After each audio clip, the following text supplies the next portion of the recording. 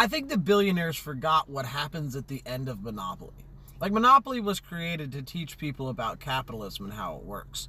And it is exactly how capitalism works. And what happens at the end of every game of Monopoly? One person at the table, usually the banker, has all of the houses, all of the property, and all of the money. And then what happens? The fucking game ends. That's what the billionaires don't seem to understand.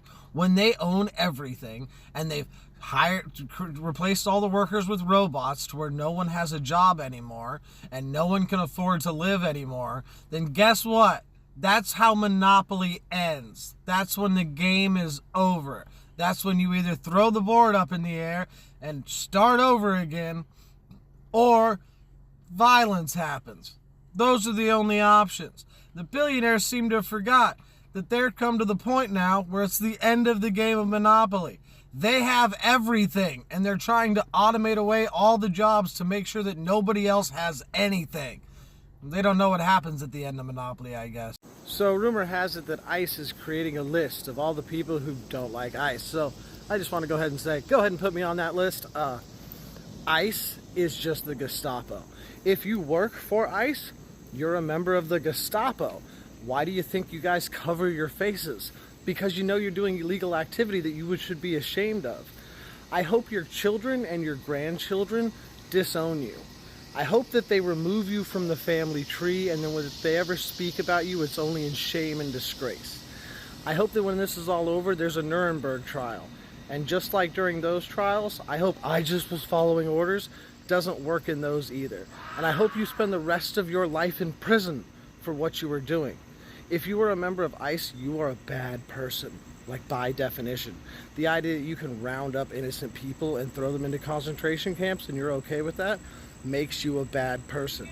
This should be pretty simple logic, to be honest. But, you know, it's the right, so what do you expect? The reason that people love Donald Trump despite everything that you guys say about him, and the reason that the Democratic Party is currently sitting at a 19% approval rating is simple. It's because Trump makes us feel like he loves America. There are no gimmicks with Donald Trump. He is loud, he is unapologetic, and he tells everyone exactly what he thinks all the time. And people may not agree with everything he says, but there is this sense that he is fighting for us, that he is standing up for America, even when things get tough. On the other hand, when we look at the left right now, when we listen to what they're saying and we watch the actions that they are doing, it literally feels like they hate America. Like they are constantly tearing down everything that it means to be an American. They are so laser focused on everything that is wrong with America. Like they are talking about everything, but it feels as if they don't even like this country in the first place. So my question to you is, why should any American vote for that? Why should any American vote for somebody that seems like they hate the country that we love? So here is my challenge for the left. If you want to start winning elections again, you need to start focusing on what is going right with this country instead of always dragging us down and focusing on what is wrong. And I'm not saying that we shouldn't be focused on fixing things that need correcting, but the problem is that the Democrats are so focused on that, and yet they don't do any correcting when the time comes. The Democratic Party just had control of the presidency, of the House, and of the Senate, and yet in the last 4 years, they have done nothing but make problems here and abroad exponentially worse. So it's not that people don't care about what's going wrong with this country, it's that they don't care about hearing it from you, because you guys are Debbie Downers and nothing else. So show us that you love America too. Start focusing on values that unite us as a country and stop speaking to everybody with this resentment and start speaking to people with respect. At the end of the day, we just want to feel like you are fighting for us and not against us. If you truly care about the future, stop tearing down and focusing on the past and start building the country that you think that we can be proud of. Like, I'm trying to help you here, you guys. I know it seems like I'm coming down on you guys a lot, but I am truly coming from a place of trying to help your party. You have got to start focusing on what America values. It is as simple as that. The first step to doing that is showing love for America again and showing people how proud you are to live in this country and to exist in the freedoms that we have. And I hope that you guys are truly listening to what I am saying right now, because if in the future we end up with an actual uniparty government, if we end up with one party to vote for in the elections, it's not going to be Trump's fault. It's going to be yours. Trump is not the one that is wiping the Democratic Party off the map. He is not the reason that you guys are at a 19% approval rating. The reason you guys are that low in ratings is because you only care about how much you hate Trump. So start finding some positive things to focus on. Otherwise, get the heck out of the way and let some new people come into your party that can actually do that. Just to put in perspective, federal minimum wage was worth 1.82 ounces of gold per 40 hours in 1971. Now that is worth $5,559, which equates to $138 an hour. That was federal minimum wage back in 1971. Like I said, that will be worth $138 an hour. That is the America they took from you. That is literally what we mean when we say make America great again. Ignore the distractions. I spoke with a Trump voter who regrets their vote, and this is a story time about how I did not behave in the best way possible. We were talking, she says, oh, I regret it so much. I was at the airport checking in, she was helping me check in my dog, and she tells me that she regrets it, that this is a nightmare what's happening, because I guess in the airport she also sees what's happening. And I told her, why? I was trying to engage, like, why'd you vote? Why didn't you vote for Kamala? Why'd you vote for him? Being a Hispanic Latina woman that she is, I'm always shocked, and I shouldn't be, and surprised. And she tells me, no, it's, I didn't like her laugh. I didn't like the way she laughed. And then I lost my shit. You didn't like the way she fucking laughed? What's wrong with you? Why don't you say the real reason? Why don't you say the real reason? I go, but now you regret it. Because I'm sure you have family members that are impacted by this too,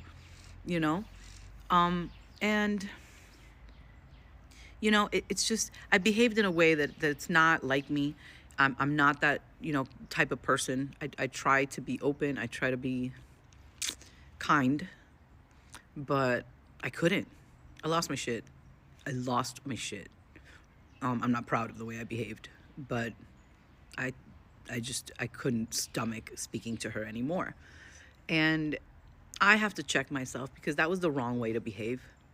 It was the wrong way to behave. I shouldn't have behaved that way. I should have, and it took me a bit to make this video because I was ashamed of my behavior. But I think all of us that voted the right way, that didn't vote for this nightmare, need to maybe be a little bit more understanding and open to the people that did vote this way and that regret it and that now kind of see the error of their ways. And it's easy to blame them. It's easy to just say, fuck yourself because you're responsible for this.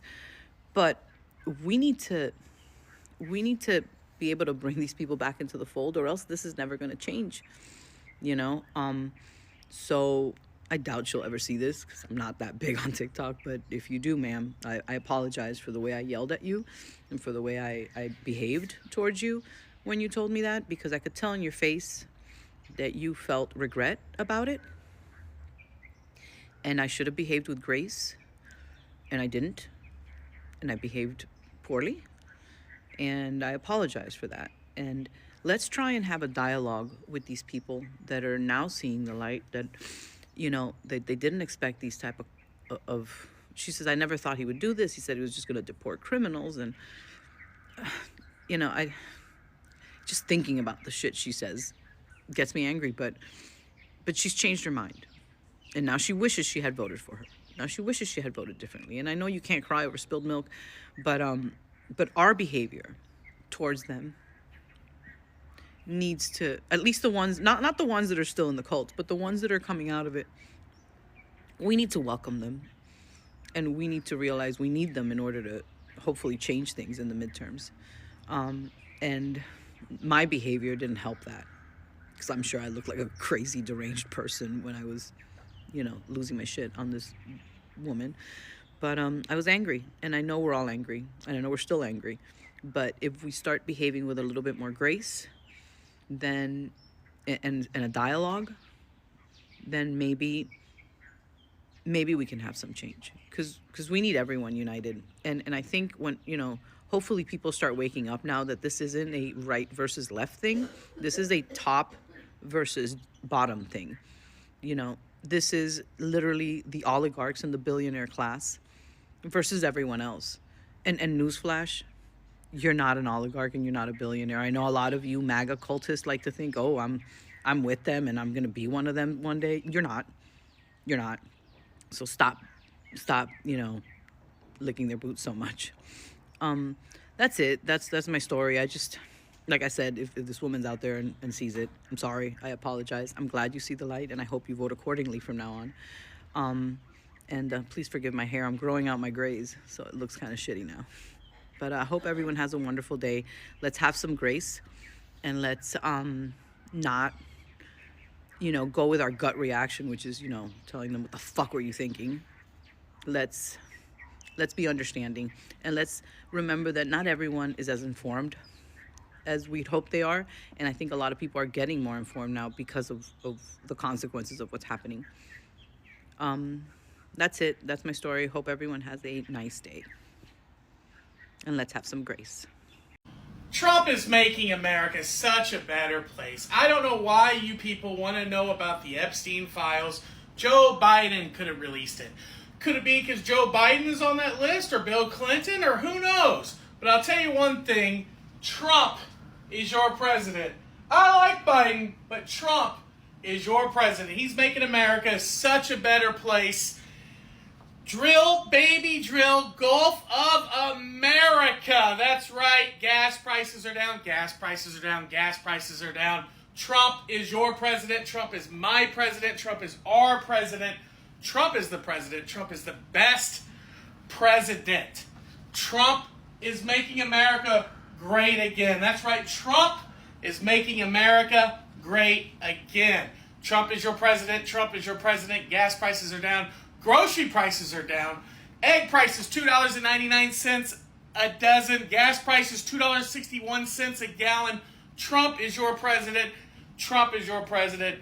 Trump is your president. Gas prices down. Trump. Interesting. Major news. So Columbia University has agreed with the Trump administration to pay a $200 million fine to settle the allegations that they failed to stop the harassment of Jewish students and battle anti-Semitism on campus. And I did not expect this again at all. Columbia will also be paying $21 million to settle investigations brought by the U.S. Equal Employment Opportunity Commission. In addition, Columbia will also pledge to follow the laws banning the consideration of race in admissions and hiring, and other commitments to reduce anti-Semitism and unrest on campus. And Columbia's acting president, Claire Shipman, said, "This agreement marks an important step forward after a period of sustained federal scrutiny and institutional uncertainty. And the settlement was carefully crafted to protect the values that define us and allow our essential research partnership with the federal government to get back on track." Please follow for more news. And after multiple wins for Trump this week, are you happy or are you not? There is no evidence to support Trump's false allegations trying to paint former President Obama as seeking to undermine his presidency. What's likely happening here is Trump conveniently bringing back up the Russia probe as he feels heat from his own base over the Epstein situation. So Trump wants us all to dismiss that as a, quote, hoax. Meanwhile, there is evidence Russia did try to influence the 2016 election. At one point, Trump's own highest-ranking officials readily admitted all of that. Russia neither had the intent nor capability to essentially hack the outcome of the U.S. election.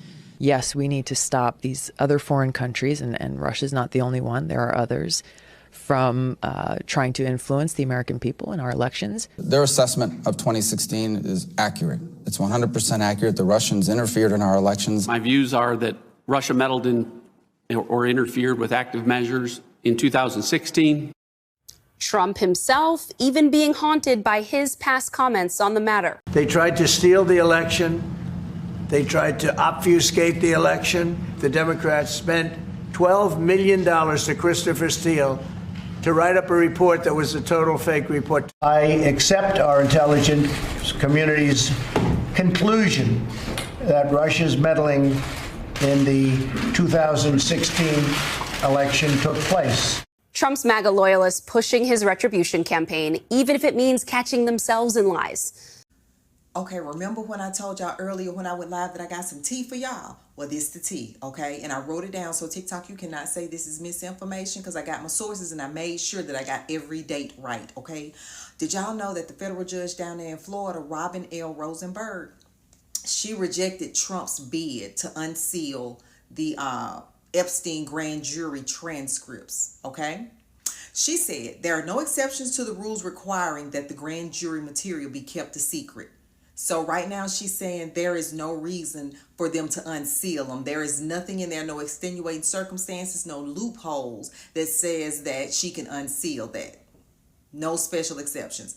By the way, Robin L. Rosenberg was nominated on February 26, 2014 by Barack Obama. And on July 22nd, 2014, the Senate confirmed. Okay, so that's why Robin Rosenberg is there, just so you know, so people won't be like, oh, well, Trump probably appointed her. No. Barack Obama nominated her in 2014. All right, now, listen. The other T. It's a $550 billion trade deal with Japan, okay? Trump just sealed that, okay? They're going to invest $550 billion into the U.S., which is going to create jobs for us. And they took the tariffs down, the tax, from 25% to 15% for the goods that are traded with Japan, right? Because last year, 2024, we had a $69.4 billion trade imbalance. So Trump is evening that out with what you can call reciprocal tariffs, or basically just fair tariffs. You know, we pay our tariffs, you pay us some good tariffs, and we all meet in the middle and everybody makes money. So that's the tea I had, y'all. Make sure you like the video because they love to report my shit. So make sure you like the video, share it, let everybody know that it is real information. And that's the tea, and that's it in a nutshell. I'll probably talk to y'all tomorrow, but I'm finna go live again now, so y'all stay tuned. All right, love y'all, bye. You know what's really funny? That MAGA isn't talking about the Doge stimulus checks anymore. Remember the Doge stimulus checks? The Department of Government Efficiency that Elon Musk and Donald Trump put together to find all this waste and abuse. And they were going to find all this money and they were going to share it with MAGA. And MAGA was out there bragging about what they were going to spend their $5,000 Doge stimulus checks on. I mean, the stupidity of anyone thinking that Trump, a guy who stole money from a children's cancer charity, that guy was going to send them money. I mean, you got to be some stupid. The MAGA cult is starting to splinter. There is a crack in their foundation that has come from the JE files. One thing about MAGA is their rhetoric was always on point. They always parroted the exact same thing, no matter what, but they're not doing that anymore. If you go over onto Twitter, you will see people who are diehard MAGA, diehard Trump supporters saying different things. People are questioning their loyalty to Donald Trump and if this whole thing has been an entire scam, stating grocery prices really aren't going down and they've just been saying it. Gas prices are the same, stating that he's been saying they're going to be arrested for many years and nothing has happened. Others are stating that his loyalists are no longer loyal anymore. People like Pam Bondi and Dan Bongino and Kash Patel are worthless, and they are going to be the reason that this administration fails. But they are saying this administration is going to fail. Then you have the tried and trues who are talking about anything that he is talking about, stating promises made, promises kept, and they're okay moving on from the JE files. Either way, there is a crack in the foundation, and they are not parroting the exact same thing anymore. They are not as united as they have been in the past, and that is huge. There's a reason why the man wrote The Art of the Deal. In the last 72 hours, this man right here, DJT, yours and my president, 45, 46, 47, has negotiated 3 back-to-back major deals with world leaders. We first had Vietnam, then we had Indonesia, and just to top that off, a $500 billion deal with Japan. This deal is so damn good that we will be selling rice to Japan. Just let that matriculate for you for a second. Let that hit your cerebral cortexes. We will not only be manufacturing more Japanese cars in the United States, creating more jobs for us, more revenue coming in from tariffs, but on top of that, we will be selling rice to Japan. That is $1 trillion industry right there. If you know, you know. Sushi's got to go.